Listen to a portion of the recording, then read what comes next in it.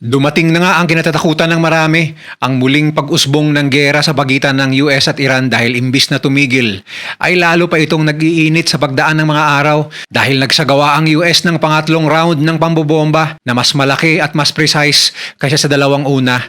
Dahil dito ay muli na namang tuluyang sinara ng Iran ang Strait of Hormuz na maaaring magpapataas lalo sa presyo ng langis at bilihin sa buong mundo at pinatindi rin ng Iran ng kanilang pambobomba sa mga kapitbahay na bansa sa Gulf region kasabay ang warning na magbabayad ang mga bansang ito sa pakikipagtulungan sa Amerika. Lalo pang umiinit ang sitwasyon dahil muling lumakas ang panawagan sa Iran na iligpit si President Trump na sa kabilang banda ay nangakong dudurugin ang Iran ng buong lakas ng US sakaling tinangka siyang patayin. Tapos na ba talaga ang pag-asa ng kapayapaan sa panig na ito ng mundo? Magtutuloy-tuloy na ba ang gerang ito hanggang sa sumabog sa isang walang kontrol at malaking sigalot? Yan ang tatalakayin natin ngayon dito lang sa Mr.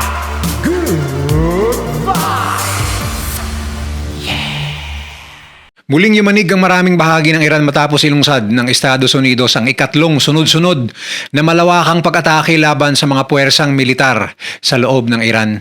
Noong gabi ng Sabado, July 11, 2026, humigit kumulang 140 Iranian military targets ang sabay-sabay na sinalakay ng mga air at sea assets ng US Central Command. Sa loob lamang ng tatlong magkakasunod na operasyon ngayong linggo, mahigit 300 military targets na umano ang tinamaan sa loob ng Iran. Hindi na ito simpleng warning strike, isa na itong sistematikong operasyon upang durugin ang kakayahan ng Iran na maglungsad ng missiles, drones at pag-atake laban sa mga barkong dumaraan sa Strait of Hormuz. Ang agarang dahilan ng ikatlong pag-atake ay ang insidente sa MV GFS Galaxy, isang Cyprus-flagged commercial container ship na naglalayag sa Strait of Hormuz. Ayon sa CENTCOM, lantarang sinalakay ng Islamic Revolutionary Guard Corps o IRGC ang barko dahil umano'y dumaraan ito sa rutang hindi aprobado ng Iran. Tinamaan ang engine room, nagkaroon ng sunog at napakalubha ng pinsala kaya't hindi na may pagpatuloy ng barko ang paglalayag. Napilitang abandonahin ng mga tripulante ang sasakyang pandagat at sumakay na sa kanilang lifeboat. Isang Indian crew member ang naiulat na nawawala habang 23 ang nailigtas ng Oman. Para sa Washington, hindi lamang ito pag-atake sa isang barko, direktang hamon ito sa kalayaan ng paglalayag sa isa sa pinakamahalagang international waterways sa buong mundo. Ilang oras lamang matapos ang insidente, sabay-sabay na kumilos ang puwersang Amerikano mula sa mga regional airbase, aircraft carrier at mga barkong pandigma. Opisyal na kinumpirma ng CENTCOM na gumamit sila ng precision-guided munitions mula sa land-based at sea-based fighter aircrafts, drones at naval vessels. Bagamat hindi pa pinangalanan ng CENTCOM ang bawat modelo, pinaniniwala ang kabilang sa carrier-based force ang FA-18EF Super Hornets at Stealth F-35C Lightning II, habang maaaring sinuportahan sila ng land-based F-15E Strike Eagles at F-16 Fighting Falcons mula sa mga kaalyadong base sa rehiyon. Kasama rin sa operasyon ang mga unmanned aircraft, posibleng MQ-9 Reaper surveillance and strike drones at mga bagong murang one-way attack platforms na dinisenyo upang hanapin at sirain ang Iranian drone at missile networks. Mula naman sa dagat, gumamit ang Amerika ng mga naval vessel na nagpakawala ng precision weapons. May mga ulat na maaaring kabilang dito ang Tomahawk land attack missiles na kayang lumipad ng mahaba at tumama sa coastal radar stations at command centers nang hindi kailangang ilapit sa panganib ang mga piloto. Ang listahan ng mga target ay malinaw: missile at drone launch sites, weapons depot, ammunition storage facilities, IRGC naval infrastructure, coastal surveillance radars, telecommunications towers at command and control networks. May mga ulat ding nagsasabing gumamit ng deep penetration weapons laban sa mga bunker at underground storage facility malapit sa Bandar Abbas at Qassim Island. Ngunit hindi pa ito kumpirmado kung kabilang dito ang GBU-72 Advanced Penetrator Bomb. Ang strategy ay brutal pero kalkulado ayon sa mga eksperto. Bulagin muna ang Iran, putulin ang komunikasyon, wasakin ang mga launcher at saka durugin ang natitirang naval defenses. Maaaring marami pang missiles ang Iran pero kapag sira ang radar, communication network at command center nito, magiging mas mabagal, mas magulo at mas mapanganib ang bawat pagtatangka nitong gumante. Marami ang nagtatanong kung paano nagawang tamaan ng Amerika ang napakaraming target sa loob lamang ng isang gabi. Kung matagal nang naghahanda ang Iran para sa posibilidad ng digmaan, bakit tila hindi nito napigilan ang ikatlong sunod na pag-atake ng Amerika? Ang sagot ay hindi dahil mahina ang kanilang mga sandata.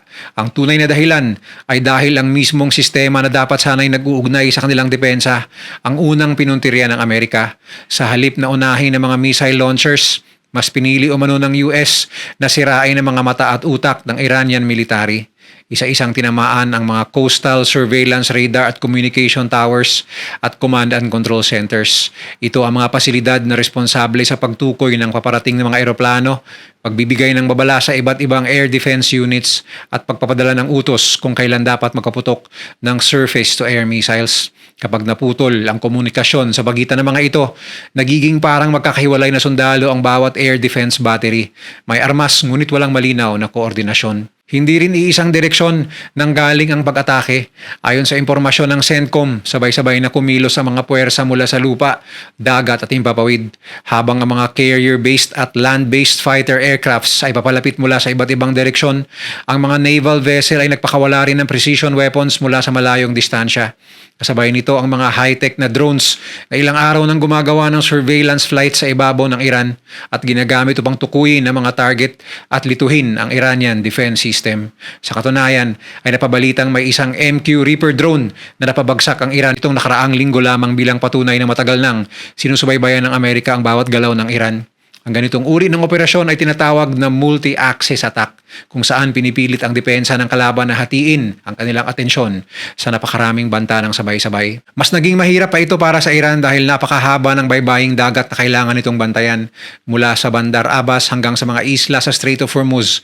Daan-daang kilometro ng coastline ang kailangang depensahan kapag sabay-sabay na may paparating na fighter aircraft, cruise missiles at drones mula sa iba't ibang direksyon. Napipilitang hatiin ng Iran ang limitadong radar coverage at interceptor missiles nito. Sa ganitong sitwasyon, kahit isang modernong air defense system ay maaaring ma-overwhelm. Isa pang mahalagang bahagi ng estratehiya ng Amerika ay ang paggamit ng precision-guided munitions. Dahil eksakto ang pagtama ng mga ito, hindi na kailangan ng paulit-ulit na pambobomba upang wasakin ang isang target. Isang command center o radar station lamang ang mawala ng operasyon ay maaari nang mawala ng koordinasyon ng buong sektor ng depensa. Hindi ibig sabihin nito na walang kakayahang lumaban ng Iran. Sa katunayan, ayon sa intelligence reports, nananatili pa rin ang malaking inventaryo nito ng ballistic missiles, cruise missiles at attack drones. Ngunit kung ang radar ay hindi nakakakita, ang communication network ay naputol at ang command centers ay hindi nakakapagbigay ng utos. Mas mabagal at mas magulo ang bawat tugon. Sa modernong digmaan, hindi sapat ang pagkakaroon ng maraming armas. Ang pinakamahalaga ay kung gaano kabilis at kahusay na napag-uugnay ang lahat ng ito. At habang abala ang Iran sa pagsasaayos ng napinsala nitong military network, naghahanda na pala ito ng ibang paraan ng pagganti. Sa halip na ituon agad ang lakas nito sa panibagong sagupaan sa loob ng sariling teritoryo, pinili ng Iran na gamitin ang pinakamakapangyarihan nitong sandata laban sa buong mundo, ang Strait of Hormuz. Matapos ng mga pag-atake ng Amerika, ay agad dineklara ng Iran na muli ay ganap ng sarado ang Strait of Hormuz hanggang sa susunod nilang abiso. At agad na naramdaman ang epekto nito sa isa sa pinakamahalagang shipping lane sa buong mundo. Ang mga commercial tanker at cargo vessels na papalapit sa kipot ay napilitang bumagal, huminto o maghintay ng panibagong utos mula sa kanilang mga kumpanya at maritime authorities. Sa loob lamang ng ilang oras, nagsimulang maglabasan ang mga maritime warning sa mga barkong naglalayag sa rehiyon, habang mabilis ding tumaas ang insurance risk para sa mga sasakyang dagat na nagtatangkang dumaan sa Hormuz. Ngunit habang nakatutok ang buong mundo sa krisis sa dagat, may isa pang mas mapanganib na operasyon na inihahanda ang Iran. Sa halip na ituon lamang ang galit nito sa Amerika, nagpasya ang Iran na palawakin ang digmaan at sabay-sabay na puntiryahin ang mga pinakamalalapit na kaalyado ng Amerika sa gitnang silangan. Sa loob lamang ng ilang oras, umalingaw-ngaw ang air raid siren sa iba't ibang bahagi ng Gulf, habang sunod-sunod na ballistic missiles at attack drones ang nakita sa himpapawid. Matapos nito ay agad na iniulat na tinarget ng Iran ang UAE. Ayon sa UAE Ministry of Defense, nakaharap sila ng missile at drone threats kaya tumunog ang alarma sa buong bansa. Hindi lamang UAE ang nakaranas ng pag-atake. Sa Kuwait, pinuntirya ang Ali Al Salem Air Base, isa sa mahalagang pasilidad na ginagamit ng mga puwersa ng Amerika sa rehiyon. Sa Bahrain, sinubukan ding targetin ang headquarters ng US 5th Fleet, bagamat ayon sa mga otoridad ay na-intercept ang mga papasok na ballistic missiles at drones bago pa tumama sa kanilang destinasyon. Sa Qatar, muling gumana ang air defense systems nang matukoy ang maraming ballistic missiles na papalapit sa kanilang airspace. Bagamat karamihan ay napabagsak, may mga debris na bumagsak sa labas ng Doha na nagdulot ng ilang minor injuries sa mga tao at pansamantalang takot sa mga residente. Samantala sa Jordan naman, ilang banta rin ang naharang ng kanilang militar, ngunit kinumpirma ng mga opisyal na hindi bababa sa 3 Iranian missiles ang nakalusot at bumagsak sa mga hindi mataong lugar. Ang lawak ng operasyong ito ay nagpapakita ng bagong taktika ng Iran. Sa halip na ituon lamang ang buong lakas laban sa Amerika, pinapalawak nito ang digmaan sa halos 300 kilometrong frontline na sumasaklaw mula Jordan hanggang sa mga bansa sa Persian Gulf. Layunin nitong pilitin ng mga kaalyado ng US na maramdaman din ang tunay na halaga ng kanilang suporta sa operasyon ito. Kasabay nito, mariing kinundina ng mga bansang kabilang sa Gulf Cooperation Council o GCC ang mga pag-atake at iginiit na nilabag ng Iran ng kanilang soberanya habang abala ang kanilang mga militar sa pagharang sa mga missile at drone. Nagsimula namang magpulong ang mga diplomat upang pigilan ang tuluyang pagkalat ng digmaan sa buong rehiyon. Sa puntong ito, tila unti-unti nang nawawala ang natitirang pag-asa na maibalik pa ang tigil putukan. Ang kasunduang ilang linggo lamang ang nakalipas ay itinuturing na unang hakbang tungo sa de-escalation ay ngayon halos wala ng saysay. Matapos ang ikatlong wave ng pag-atake ng Amerika, ang muling pagsasara ng Strait of Hormuz at ang malawakang missile barrage ng Iran laban sa mga bansang nasa Gulf, malinaw na ang dalawang panig ay hindi na lamang nagpapalitan ng babala. Pareho na silang naghahanda para sa posibilidad ng mas mahaba at mas makapaminsalang digmaan. Idineklara na ni US President Donald Trump na para sa kanya, tapos at walang saysay na ang ceasefire. Ayon sa White House, binigyan na umano ang Iran ng pagkakataong sundin ang Memorandum of Understanding. Ngunit sa halip ay nagpatuloy ito sa pag-atake sa commercial shipping at pagpapalawak ng opensiba laban sa mga kaalyado ng Amerika. Dahil dito, naniniwala ang Washington na wala ng sapat na batayan upang magtiwala na tutuparin pa ng Iran ang anumang bagong kasunduan. Ngunit kabaliktaran naman ang pananaw ng Iran, iginiit ni Foreign Minister Abbas Araghchi na ang Estados Unidos ang unang sumira sa kasunduan nang muli nitong bombahin ang Iranian military facilities at ipagpatuloy ang economic sanctions. Samantala, sinabi ni Parliamentary Speaker Mohammad Bagher Ghalibaf na tapos na ang panahon ng tinatawag niyang one-sided deals. Para sa Iran, hindi na sila papayag sa anumang kasunduan habang nananatiling malaya ang Amerika na magpadala ng fighter aircraft carriers at warships sa paligid ng kanilang teritoryo. Sa kabila ng patuloy na pakikipag-usap ng Oman, Qatar at iba pang mediator, lalong lumiliit ang posibilidad ng agarang kapayapaan. Habang nagpupulong ang mga diplomat sa mga conference room, patuloy namang nagdaratingan ng mga karagdagang puwersang militar sa rehiyon. Dumarami ang barkong pandigma, lumalawak ang air patrols at nananatiling nakaalerto ang mga missile defense system ng mga bansang nasa Gulf. Ang bawat panig ay tila naghahanda hindi para sa kapayapaan kundi para sa susunod na mas malaking sagupaan. At sa likod ng lahat ng ito ay naroon ang Israel na nananatiling isa sa pinakamalapit na kaalyado ng Estados Unidos sa rehiyon.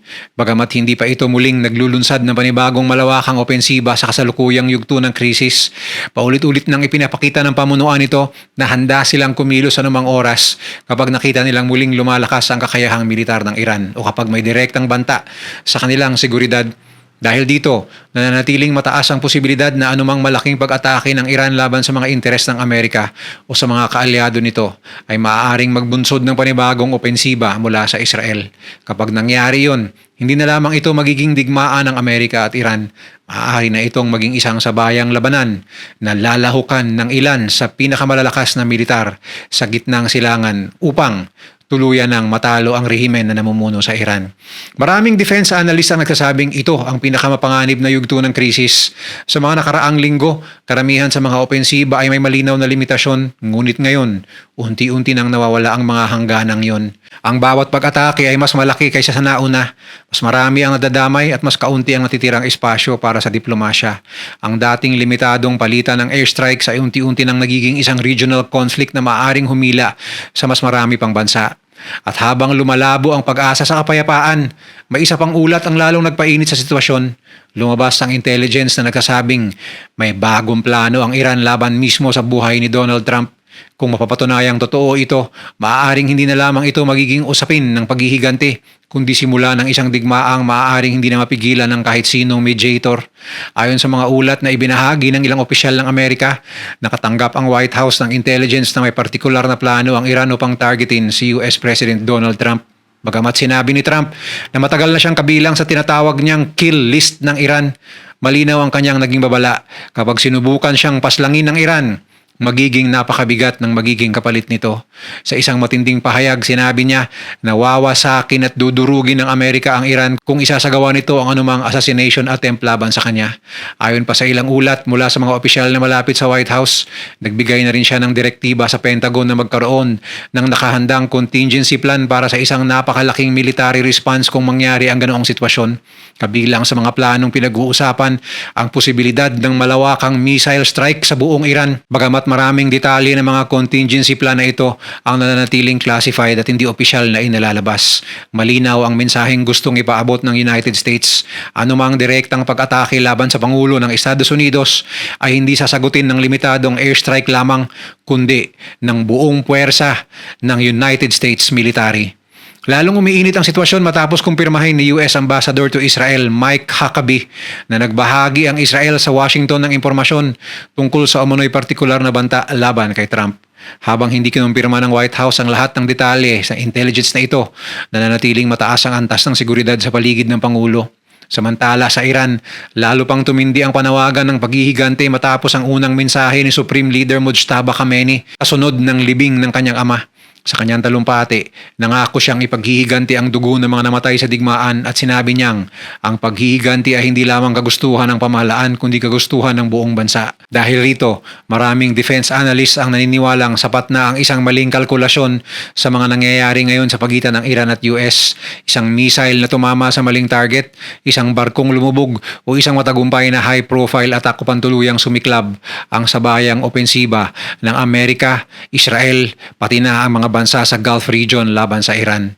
Ito ang dahilan kung bakit marami ang nagsasabing ang tunay na panganib ay hindi lamang ang nangyayari ngayon, kundi ang maaaring mangyari sa mga susunod na araw. 3 sunod na waves ng pag-atake ang naisagawa na ng Amerika. Sarado na muli ang Strait of Hormuz. Muling umatake ang Iran sa mga bansang nasa Gulf region. Patuloy na tumitindi ang mga banta ng paghihigante habang dumarami ang mga barkong bandigma at fighter aircrafts na ipinapadala ng US sa rehiyon. Sa bawat oras na lumilipas, mas kumukonti ang espasyo para sa diplomasya at mas lumalaki ang posibilidad na ang limitadong labanan ay tuluyang maging isang digmaang sasaklaw sa buong gitnang silangan. Kaya habang wala pang nakikitang malinaw na daan patungo sa kapayapaan, isa lang ang maipapanalangin natin, na manaig pa rin ng diplomasya bago tuluyang mahila ang mas marami pang bansa sa isang digmaang maaring magbago sa takbo ng buong mundo. Dahil kapag tuluyang lumawak ang digmaan, tsak, mararamdaman na naman ito sa Pilipinas sa pamamagitan ng pagtaas ng presyo ng langis, pamasahe, kuryente at mga pangunahing bilihin. Nanganganib din ang kabuhayan at kaligtasan ng libu-libong Pilipinong nagtatrabaho sa gitnang silangan kapag lalo pang lumawak ang mga missile attack at pagsasara ng mga airspace. Kaya mga idol, hindi man tayo direktang nasa gitna ng labanan, bawat pagsabog sa pagitan ng Iran at mga kalaban nito ay maaari pa ring tumama sa bulsa, trabaho at pamilya nating lahat ng mga ordinaryong Pilipino. Kung nagustuhan mo ang video na to, share mo naman sa iba at mag-subscribe ka na rin. Panoorin mo na rin yung mga videos na nasa kanan para lalo pang maubos ang oras mo.